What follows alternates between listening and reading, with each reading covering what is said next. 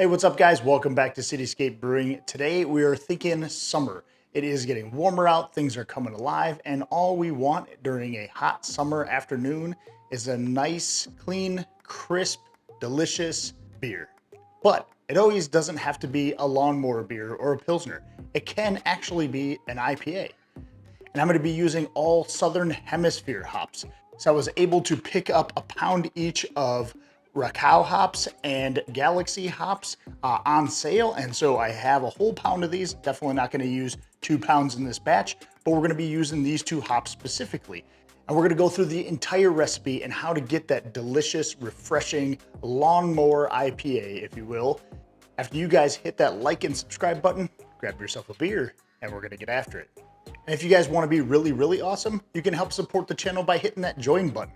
Couple bucks a month and you get some member perks like getting my videos early as they drop, some exclusive recipes for members only, and my brew day sheets that I use every single day to take notes and write down my recipes when I'm brewing. So hit that join button and become awesome. Cheers.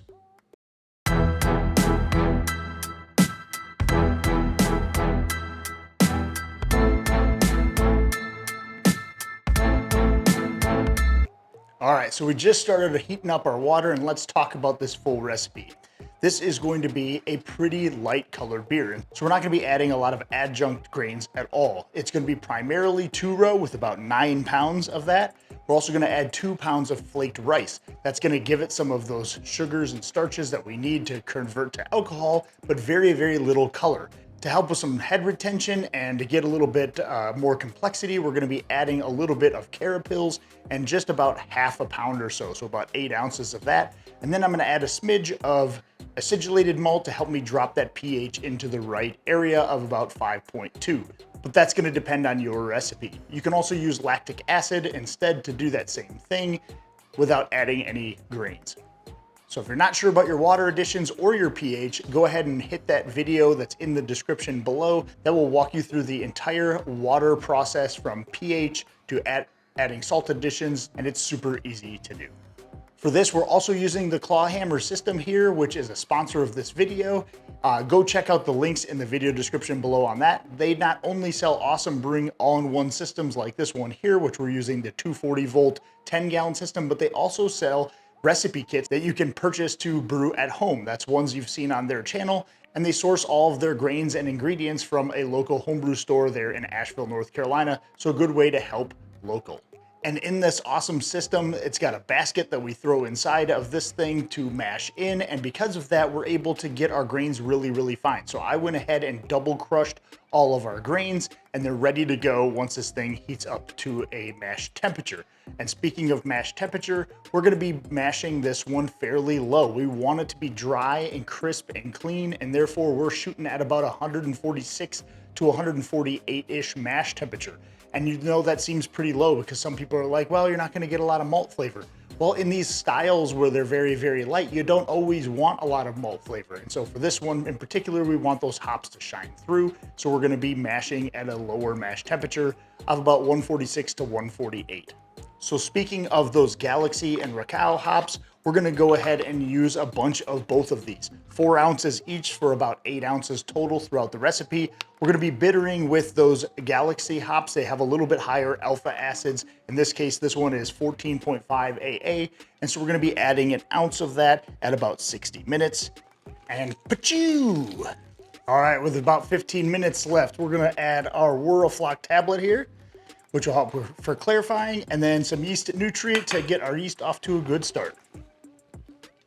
And then the rest of our hops are really gonna be coming towards the end. We're gonna do these Rakau hops and Galaxy hops, both at about 5 minutes left in the boil.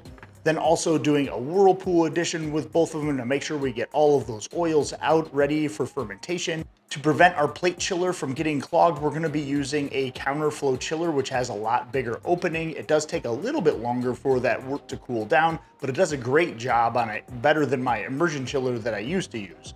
But to help with that hop matter not getting into those chillers at all, I'm gonna be using this Whirlpool arm that is an optional add-on, and it clips onto the side of the pot here that you can then whirlpool down at a certain temperature using our temperature controller, and then it creates a nice clean cone in the middle of the kettle so you're not pulling that into your fermenter when you're done cooling down.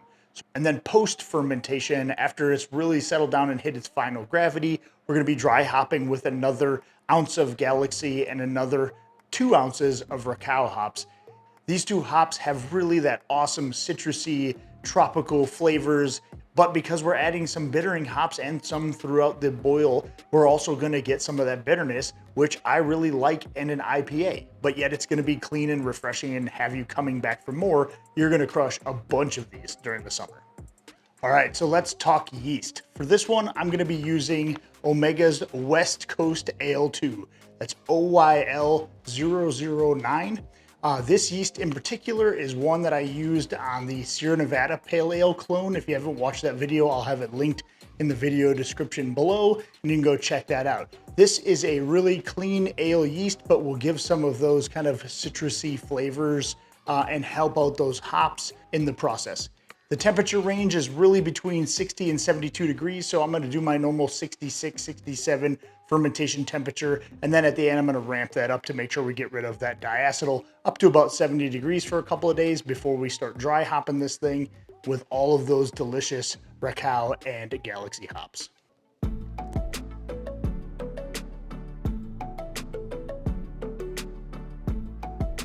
Ladies and gentlemen, the moment you've all been waiting for, our Down Under IPA is all finished up. After fermentation, we pitched in those dry hops. We let those sit for about 5 days, and then I went and packaged this into a keg.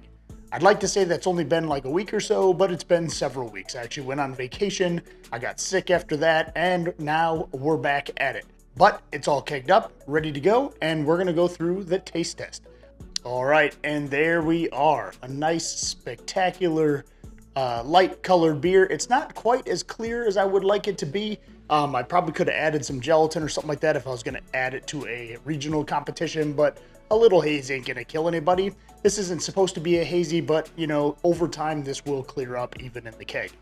But the light color really comes from that 2-row, the Flaked Rice that we added, and the Carapils. That's the only malts we use. Those are all lighter colored malts, and those are really gonna help keep that to be a light, low body beer. There's a nice white, thick foam head which sticks around quite a while, and we're gonna go in for the aroma and the flavor. So from those Galaxy and Rakau hops, you get a lot of those citrus notes forward, right? So you get that kind of melon citrusy flavor. In the aroma, maybe some, you know, orangish citrus more than grapefruit, but orangish citrus. And that's exactly what this is going for with those dry hops at the end, is adding that aroma to this beer. Well, let's see if it tastes that way too.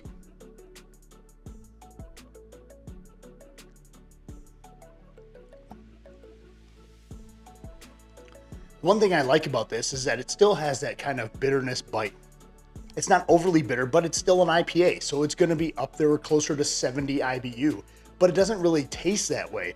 So although there's not a lot of malt flavors going on here, which is to be expected, in this case, we want those hops to shine through. So you get those citrusy aromas with the crisp, clean flavor of the beer itself.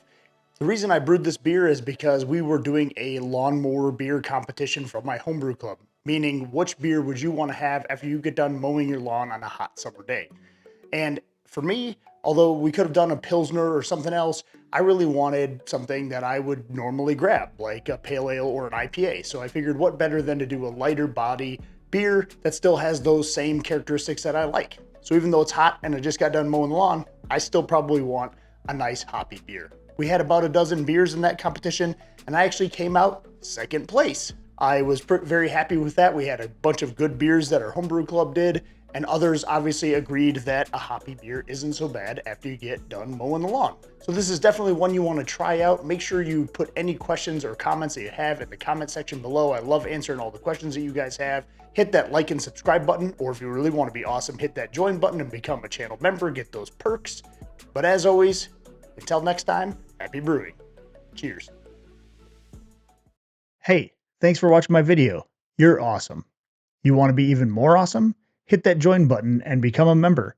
You'll get exclusive members-only recipes and other perks like brew day sheets, and watch my videos early as they drop before anyone else. So hit that join button below, become a member, and be awesome.